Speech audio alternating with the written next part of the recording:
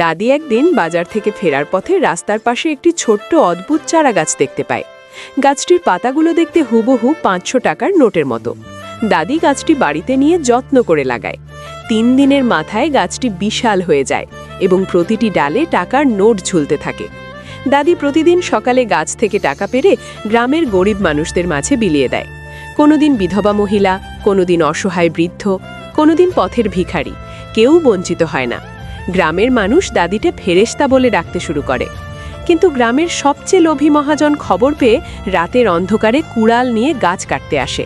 কুড়াল তুলতেই গাছ থেকে হাজার হাজার টাকার নোট বের হয়ে মহাজনের মুখে চোখে সপাসপ চড় মারতে থাকে। মহাজন ব্যথায় চিৎকার করতে করতে মাটিতে গড়াগড়ি খায়। পুরো গ্রাম জেগে উঠে হাসতে হাসতে পেট ধরে। সকালে দাদি গাছের কাছে গিয়ে দেখে গাছটি শুকিয়ে গেছে। দাদি মাটিতে বসে হাউমাউ করে কাঁদতে থাকে, কারণ এত সুন্দর গল্প দেখেও কেউ একটা লাইক বা সাবস্ক্রাইব করেনি। বেচারি দাদির জন্য একটা লাইক দিয়ে যাও।